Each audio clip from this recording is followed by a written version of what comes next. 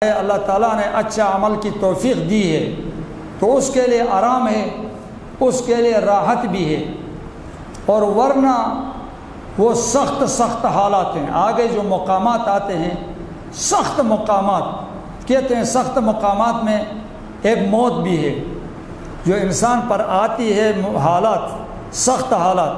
ان میں سے سب سے پہلے جو مشکل حالت اور مشکل وقت آتا ہے وہ موت کا ہے، وہ موت کا وقت ہے۔ لیکن چونکہ موت کے وقت میں میت ادھر لوگوں کی طرف میت کی فکر نہیں ہوتی ہے، میت ادھر آخرت کی طرف فکر ہوتی ہے، اس پر کیا گزرتی ہے کیا نہیں گزرتی ہے وہ اللہ کے سوا اور کوئی نہیں جانتا ہے، اس کو پتہ ہوتا ہے۔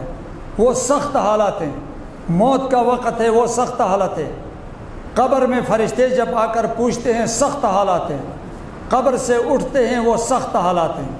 ان مشکل حالات میں کوئی انسان کے لیے کام نہیں آ سکتا ہے۔ ان مشکل حالات میں انسان کے لیے کام نہیں آ سکتا ہے، نہ جائیداد کام آتی ہے نہ دنیا۔ اس مشکل حالات میں صرف عمل کام آتا ہے۔ انسان کا جو عمل ہے، عمل انسان سے الگ نہیں ہوتا ہے، باقی ساری چیزیں الگ ہیں۔ رشتہ دار بھی الگ ہوتے ہیں، اولاد بھی الگ ہوتے ہیں، مال جائیداد بھی الگ ہے، لیکن عمل الگ نہیں ہوتا ہے۔ اچھا عمل ہے وہ بھی ساتھ ہے، برا عمل ہے وہ بھی ساتھ ہے۔ اور اللہ کا رحم کتنا ہے، اللہ کا رحم۔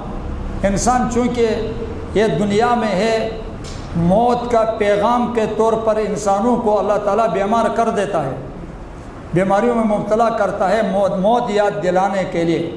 لیکن اللہ کا فضل یہ ہے کہ آدمی بیمار ہو کر صحت میں جو عمل کرتا تھا، تلاوت کرتا ہے، ذکر کرتا ہے، نمازیں پڑھتا ہے، دعا کرتا ہے، وہ نہیں کر سکتا ہے تو اس کو ثواب ملتا ہے۔ یہ اللہ کا فضل ہے۔ اگر بیماری میں پہلے صحت میں عمل کرے، ابھی بیمار ہوا، بیماری میں نہیں کر سکتا ہے، ثواب اس کو عمل کرنے کے بغیر ملتا ہے۔ یہ اللہ تعالیٰ کا فضل ہے۔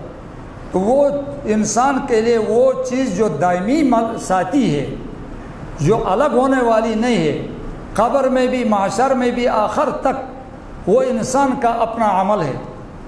اور قیامت بھی اس لیے آتی ہے کہ اللہ دکھاتا ہے انسان کو اپنا عمل، خود دکھاتا ہے کہ آپ نے یہ عمل کیا، آپ نے یہ عمل کیا، آپ نے یہ عمل کیا۔ خود اپنا عمل دیکھ کر افسوس کرے گا، لیکن اس وقت میں افسوس کرنے سے عمل میں اضافہ بھی نہیں ہوتا ہے، پہلے سے عمل ٹھیک کرنا پڑتا ہے۔ ابھی زندگی کا کوئی پتہ نہیں چلتا ہے۔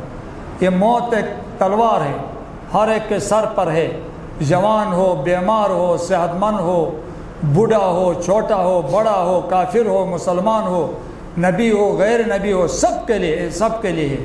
اس لیے تیاری کا حکم ہوتا ہے کہ ہوشیار آدمی وہ ہے کہ وہ موت آنے سے پہلے موت کی تیاری کرتا ہے۔